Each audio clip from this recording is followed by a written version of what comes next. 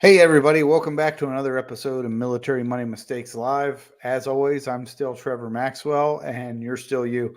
Wanted to take a quick minute to thank everybody who chimed in or stuck in there last week, stuck their head in last week for the live session.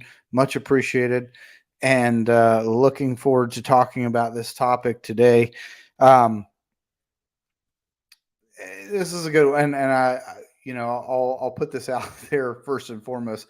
I'm going to talk about why you need to learn about economics. I'm not going to hold an economics class today. I'm not going to teach you about economics. I will talk about some good source of information for economics after we get done, but just wanted to clear up any kind of misconceptions there. I'm not going to teach you. This is not a lesson on economics. I just want to talk about the benefits of being knowledgeable about the topic. So, real quick reminder, I'm still looking for folks to join the pilot group. We just wrapped the beta group for Military Money Mistakes Coaching Program inside our insiders portal, militaryretirementblueprint.com.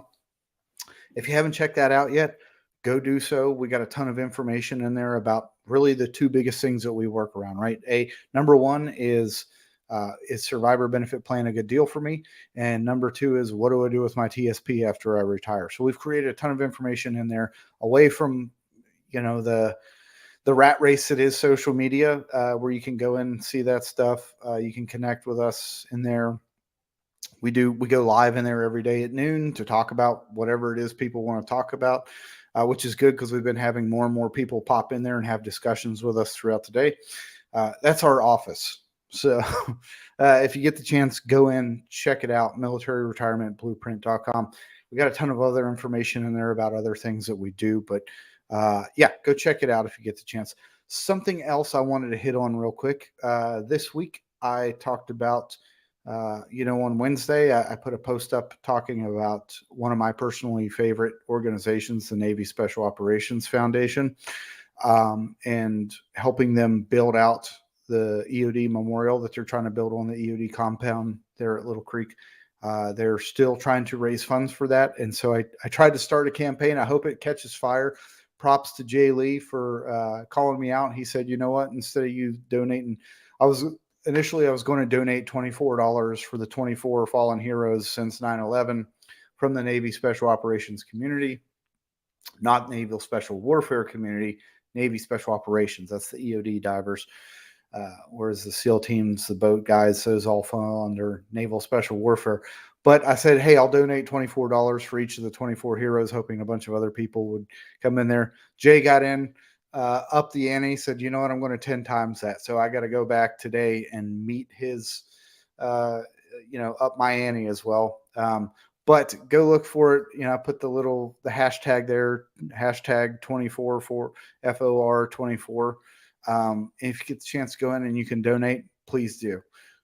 Good organization. They do a lot of great things for the families there, the EOD and diving communities.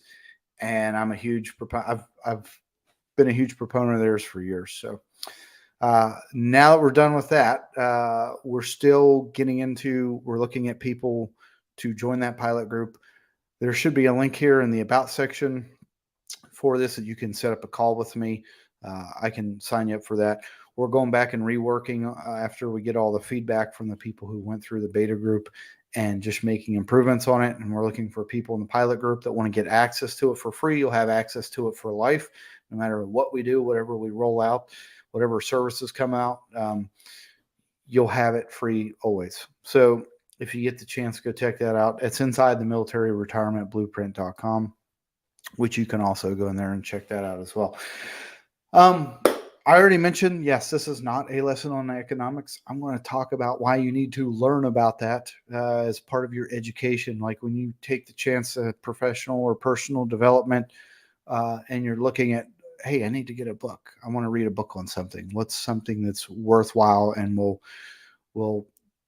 up my game? We talked about that during COVID. Like if you're not learning 2 or 3 new skills during COVID, you are failing.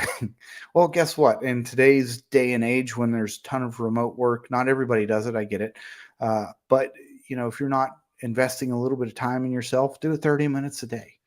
30 minutes a day. I know it's easier said than done, but if you make the time, you're never just going to have the time. You have to make the time to do this stuff. So put it on your calendar, do whatever you got to do when you're sitting there eating lunch at work instead of watching YouTube videos of, whatever you like. I'm a big fan of animal attacks and Dr. Pimple Popper and all that. Instead of watching those, go read for 30 minutes, right? Inform your perspective, because ultimately that's how we get out of the situation that we're in right now with the world being the way it is. People have just kind of hit the easy button for too long instead of putting in the work to do the things they need to do to improve their lives. The motivation behind this topic really came because over the last year, well, really couple of years, I field lots of calls from people about, hey, what's going on? What do you think's going to happen with the markets, with this, with that? Really, what I kind of realized is like a lot of the questions that people are asking me aren't really questions about investments. They're questions about economics. And if you understand a lot of these basic economic principles, you wouldn't even have to ask those questions because you would understand, uh, oh, okay, I see what's happening right now in the world, and I know how that affects my personal situation, my own strategy, my family, my job, my industry. Um, and so I kind of see that all the time. People ask me, "Hey, what do you think is going to happen?"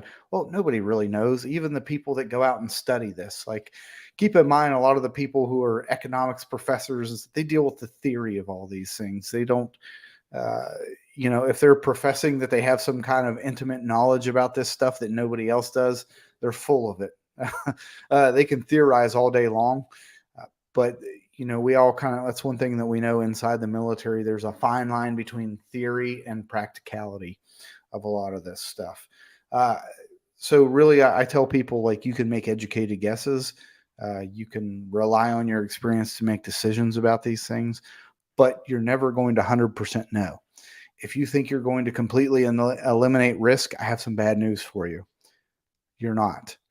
In fact, just the thought that you can do that is a risk yourself, right? It's a logical fallacy. You're never going to eliminate risk, because even get rid of all of the risk, there's an inherent risk in that, right?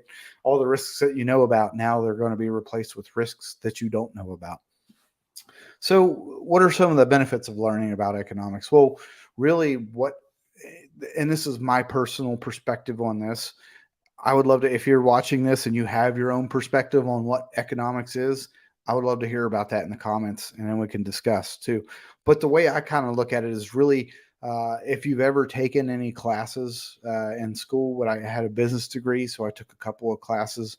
I think I took like 3 different classes in economics. I took a macroeconomics class, I took a microeconomics class, and then for my short tenure, enrolled in an MBA program before I realized it had no bearing on what I was doing currently. So I dropped out. I had took another economics class too. Uh, Really, I think what it does is it leads to you having a better understanding of the relationships between people, businesses, markets, and governments, right? How all those things interact with each other, respond to each other whenever there's changes in the environment. That's, to me, my own personal definition of what economics is. Seeing how all these things react to one another.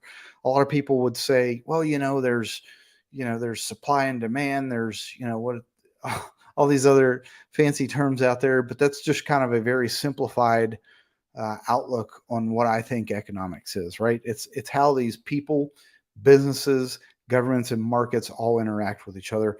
And something that's maybe less subjective, more objective, is understanding that, like, look, a lot of policy is driven by economic factors. Look at what happened in the news. Record inflation. Oh, what's the president going to do about all this inflation? Oh, gas prices are so bad. When things are bad, obviously you hear they say, well, this person, the administration, has no control over this. Or when they do good, they say, well, it's because of the hard work that we've been putting in. Uh, there's absolutely a correlation there between the amount of pressure that they're feeling. They probably have people sitting in a room saying, like, hey, these are the things that are making us look the worst right now. So let's tackle this one, and then this one, and this one. Um, but yeah, like economic factors, absolutely a major driver of policy decisions. And if you ever hear like when you hear politicians talking about these things, ultimately, like if you understand that their goal is to like, hey, how do I get these people to vote for me next time? So yeah, but that's just like a well-known thing, right? It's like saying the sky is blue. Like, yes, public policy is driven by one of the major factors is the economy. And again, too, like we talked about, it enables you to better respond to your environment when some of these big changes happen. Uh, I mean, imagine what it would have been like if you had known a year ahead of time that the tech bubble was going to burst. Imagine if you had known about the housing crisis in 2008, when you knew like, oh yeah, this is going to happen.